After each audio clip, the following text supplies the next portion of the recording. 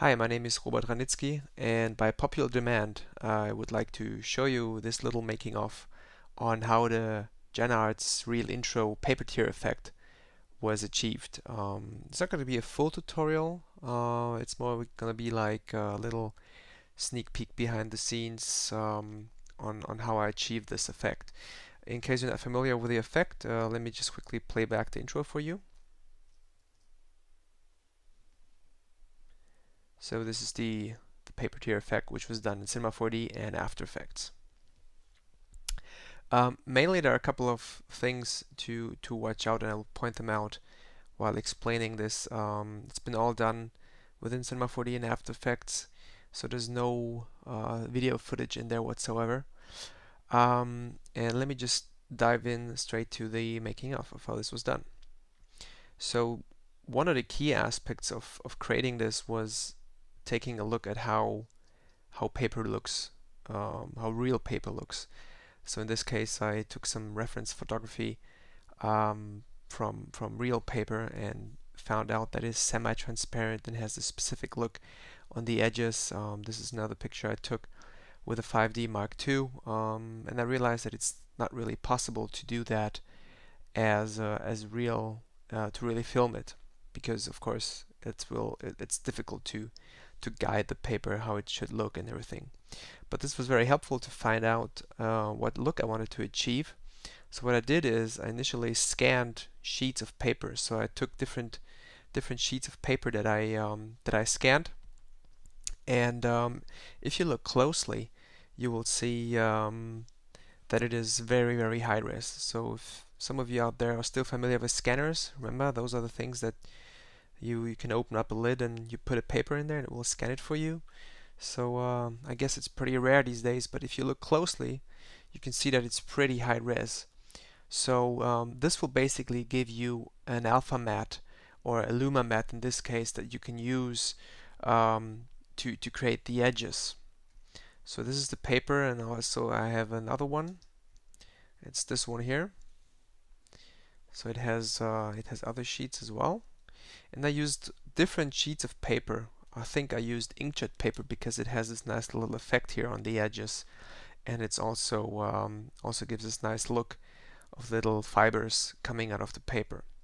So make sure you have some good high-res scans of that. I think mine are something around 6,000 times 9,000 pixels, and then you go into Cinema 4D and start building your actual paper.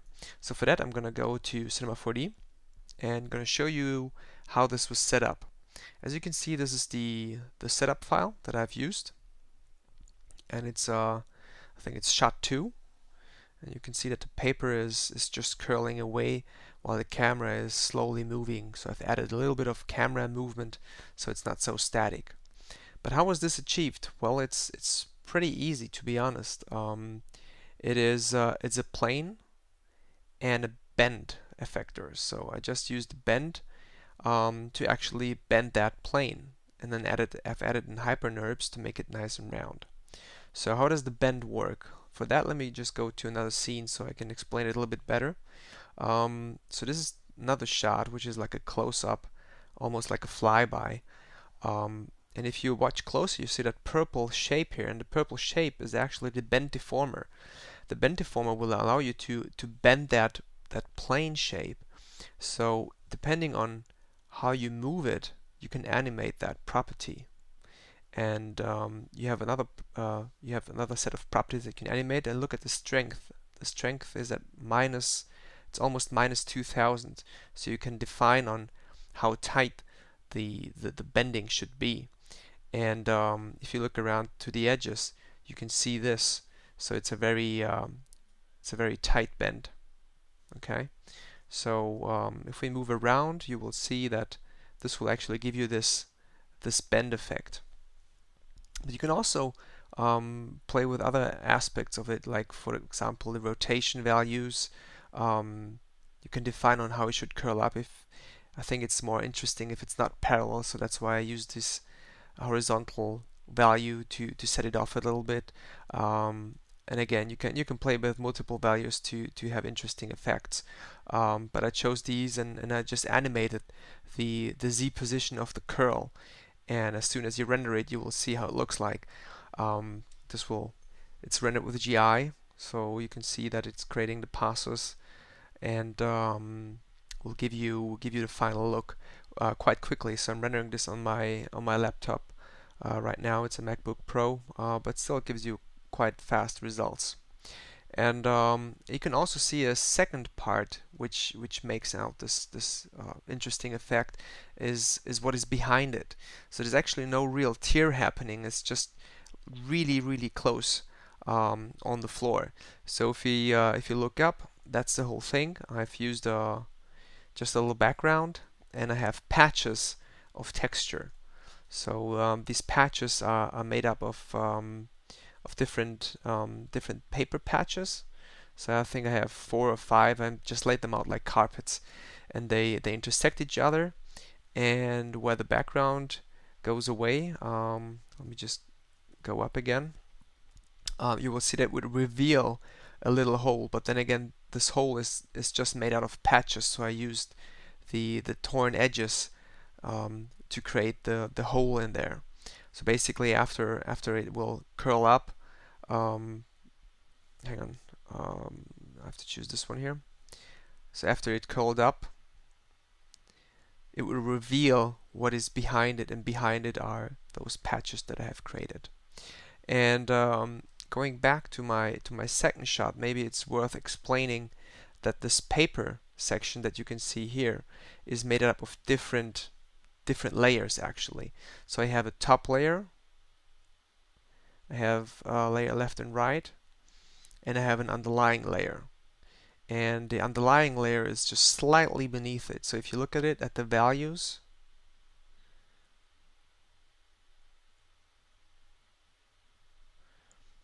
you can see that they're actually, they should be. I thought they are. Oh yes, they are. This is the one. So I have multiple layers in there. So one is at minus 0.02 and the other one is at minus 0.01. And I created this to create a little bit more of an interesting effect that will give me a little bit of a shadow, and it will look like the paper is made out of multiple layers. So you basically will get this little shadow here. So this is layer 1 and this is layer 2, which is just slightly under it. And if you're wondering if you can, why don't you see any tear that's already been there? Well, you would technically see it, but because it's so small and so minimal, you actually don't see it. And also you have to make sure, actually you can see it a little bit right here. And actually you have to make sure that you have the positive and the negative. So it looks actually like it's tearing. So all you have to do is just take the negative value. And let me just show you the texture for this real quickly. This is the alpha. So I have some color which is white. I have a crumpled paper texture that is very light, so it's not just flat. But also in the bump map I have a little bit of a texture. But most importantly is the alpha channel. And if you look at the alpha channel, you can see that this is the torn paper that I have added. And this has to match. This has to line up properly with the other paper texture that we have added to this curled up paper tier. So that's the secret of it, basically. It's just animated, very simple. Maybe I can walk you through some of the render settings that I have. There's of course the obvious object buffers that I've created. So in total there are 3 object buffers, so that I can control it better in After Effects. So I think this one was object buffer 1. So it's the curl part. The paper, the background is basically number 2, and number 3 is the background. So I have 3 object buffers. Of course I have the depth channel as well as motion vectors, separate GI and RGB alpha image, and of course global illumination is on.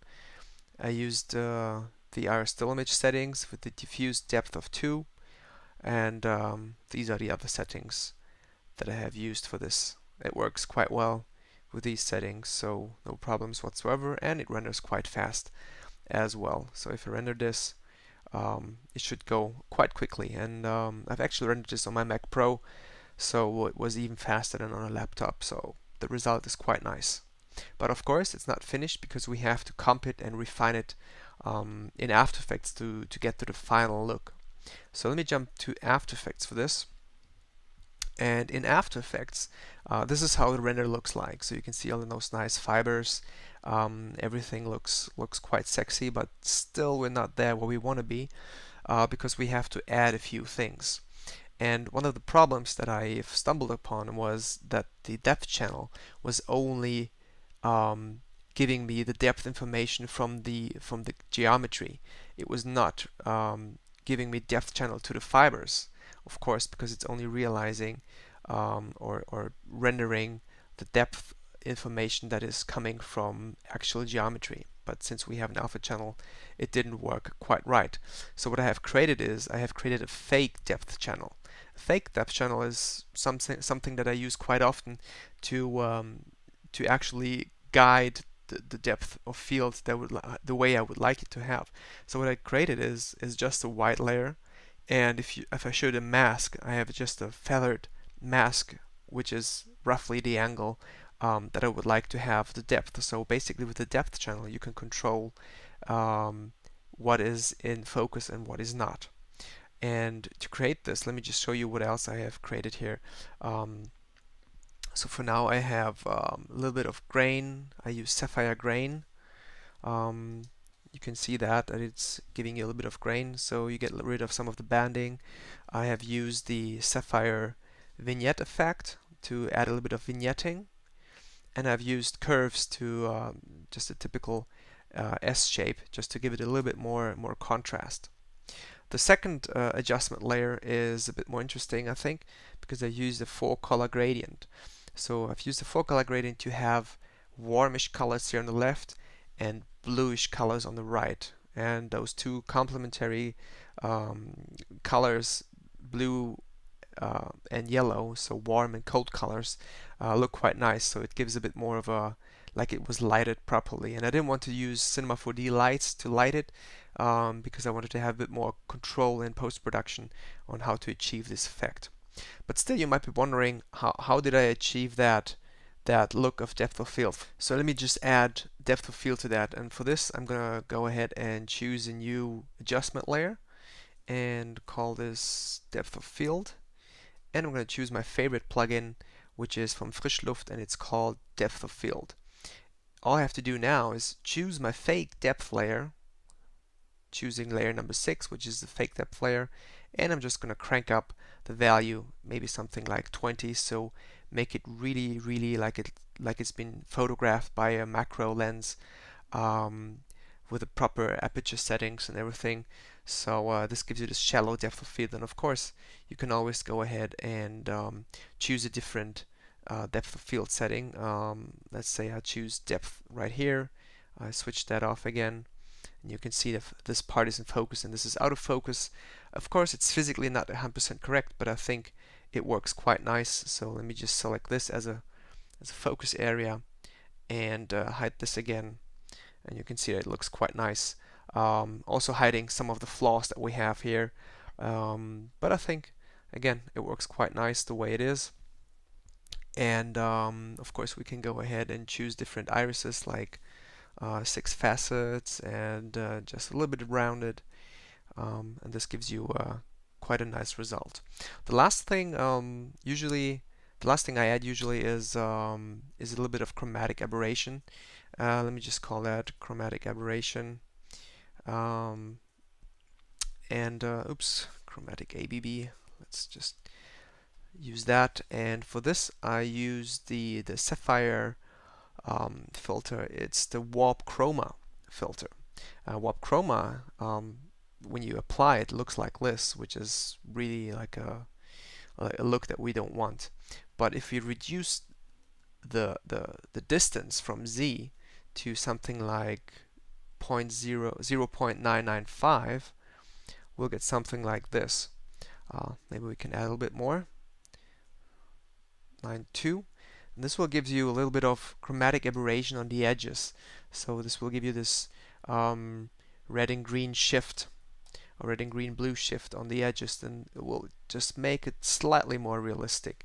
So if we go through some of the footage here, you will see that it makes it a little bit unsharper, and it just gives you this beautiful look. And actually, let me just choose the different layer order. So maybe I put that on top so that the grain is not blurred as well. So of course the grain has to be on top of the blur, also to avoid banding, and of course naturally it looks more realistic because the grain would be coming from film or from the camera. So this is how this was achieved. And maybe one last note for the ending. I've used null objects and the render tag and the external compositing tag in Cinema 4D to comp in the logo and also actually the color. So if I go into this comp, you can see that I have the camera. And let me go back to Cinema and open up a file for you, which is the last one. So this is the ending shot. It's doing some fancy OpenGL stuff. Let me just do this. Okay, so you can see it will start to pan up and a little bounce. So what I've did is created an external compositing tag on the floor, and since I have render tags on these images or on these objects, this is a perfect hole that I can add in After Effects. So of course if I go back, so this is my camera, this is my null object that I have, so everything works in perspective. I can go ahead and highlight that layer, go to title, and of course I could type something else like Robert's edition.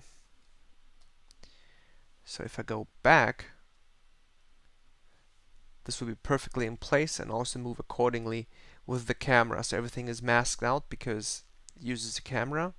And of course I've used this object pass to mask it out. So there you go, it's perfectly fine. And of course you can also change the paper color if you like, be totally flexible. And actually that's what I did, because if you look back at the trailer, there are two editions, there are basically two flavors. So there's one black flavor that's been edited slightly different and rendering different shots. It's the actual visual effects showreel, and the other one is the motion graphics showreel, which has a few different shots and it uses blue as a color and of course a different title. But this pretty much wraps it up, and hope you like this little making of on how this paper tear effect was done. So thanks for listening, and take care and have fun animating.